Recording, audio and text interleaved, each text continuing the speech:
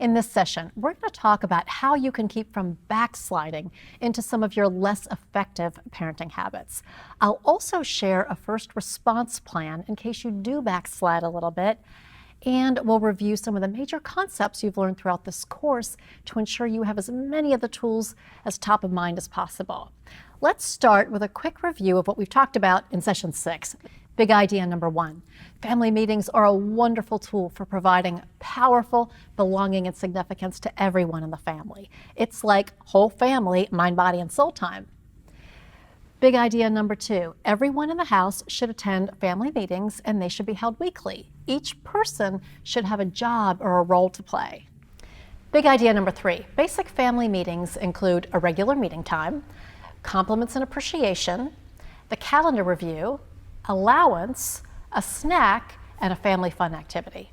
And the fun at the end is so important for really bringing everyone together, to strengthen family bonds and to remind us how cool it is to be in this family. And big idea number 4, when you're ready, you can take your family meetings to the next level by adding additional agenda items, including decisions to make, problems to solve, and life skills training. Big idea number 5, kids learn essential life skills from family meetings that they'll take into adulthood, like communication, empathy, problem solving, negotiation, cooperation, and conflict resolution. These life skills will put your kids on a path to success. In just a bit, I'll give you my 8 tips to avoid the backslide. But first, let's look at some of the highlights of what you've learned and accomplished so far. This will help you organize the information in your mind. Now that you understand the importance of belonging and significance, you see misbehavior in a completely different light. Misbehavior should no longer be viewed as a problem. It's simply a warning sign that your kids need a boost of belonging and significance. You learned the best tool for giving kids a daily boost in each of these is mind, body, and soul time. Now, if you are struggling in any way with mind, body, and soul time, please be sure to review the advanced module on that topic. You're also aware of the things that we parents do to mess things up, how we unintentionally contribute to misbehavior, like communicating too much from the parent ego state, ordering, correcting, and directing, or subtly labeling our kids, using praise rather than encouragement, or piling on with the dreaded piggybacking. Being aware of these pitfalls and just doing them less will result in more cooperative behavior from your kids. It's a win right from the start. And adding in your calm voice, most of the time at least, will really bring down the temperature and energy of your home and help your kids stay calm too. And the time that you spend on encouragement and training, that'll help your kids feel even more capable and significant and move them one step closer to functioning successfully in the adult world. That is an amazing return on your investment. Your kids are so lucky to have a parent like you who is doing this important work. You're also giving more positive power and significance with the decision-rich environment, as well as all the other empowering tools like decide what you will do, invite cooperation, and all the others we've talked about.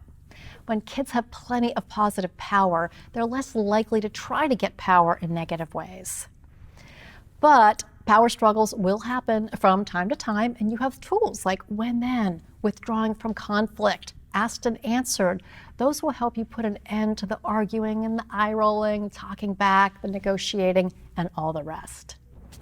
You also know the difference between discipline and punishment, and while we should always focus on solutions to solve problems, there will be times when we have to use consequences. Using the 5 R's, you now know how to structure consequences in a way that is future-oriented and creates learning opportunities for your kids. When the consequence is respectful, related to the misbehavior, reasonable in duration, revealed in advance, and repeated back to you, it's empowering for kids and parents. Every time you reveal a consequence in advance, you give your child a choice between the desired behavior and experiencing the consequence. Even if she makes the less desirable choice, that's okay. She'll learn an important lesson for next time, and because it's handled in a positive, respectful way, you're no longer the bad guy.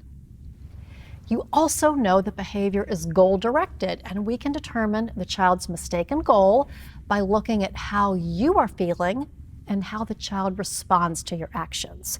Once you know the mistaken goal, you can use your cheat sheet to refresh your memory on the in-the-moment strategy and the longer-term measures. Isn't it liberating to know that you're focusing on the root cause of the behavior and not just randomly applying Band-Aid strategies? And when it comes to sibling rivalry, isn't it a relief to not have to care about who started it or who did what to whom? Now you have 4 solutions to address sibling rivalry. You're going to ignore the fight in the moment so you can remove that payoff. You're going to take time for training on conflict resolution tools from the toolbox. Remember, solution number 2 will be an ongoing endeavor because resolving conflicts peacefully is tough for kids and adults. Solution number 3 is to intervene helpfully and open the lines of communication when things are getting a little out of control. When your kids can't work it out, you know it's time for solution number 4, to put them all in the same boat when everyone experiences the same consequences. By going through these 4 solutions, you remove the payoff for the fighting, and you train your kids in the skills they need for conflict resolution in the future. In the previous session, you learned about the power of the family meeting. It's really mind, body, and soul time for the whole family.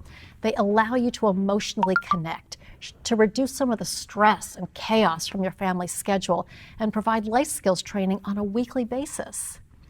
Now, if you're not feeling totally proficient in all of the tools in the toolbox, don't feel discouraged at all. No parent has ever completed this course being proficient in all of the tools. As you're working to change your children's behavior, you're also working on changing your own. In some cases, we're changing a lifetime of responding in certain ways. Please be patient with yourself and be encouraged by all the progress you've already made. Now, before I talk about how to avoid backsliding, I want to share one important caution.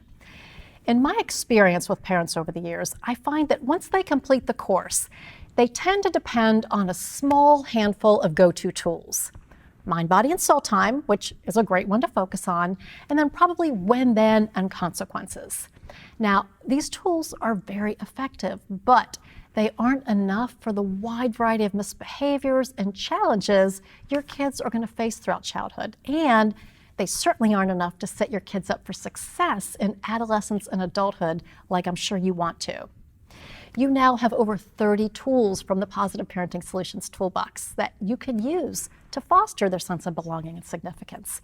More than 30 tools to improve routines, help your kids become more capable, to reduce overall power struggles, and to improve your family relationships. Make an effort to use as many of the course tools as possible. They all provide positive power and positive attention in different ways. And some will work better than others in different situations you'll face, but the more that you practice using them, the more you'll get a handle on that. Now, to that end, we want to make sure we stay current with the course tools and avoid backsliding into those less effective parenting tactics. You know, the ones that weren't working back when you enrolled in this course. Let's not go back to that place. You've worked too hard to start backsliding now. Up next, I'll share the signs and symptoms that you may be backsliding and 8 tips to keep the tools fresh in your mind. That way, you'll get the positive results you want and you'll bring out the best in you and your kids. I'll see you in the next lesson.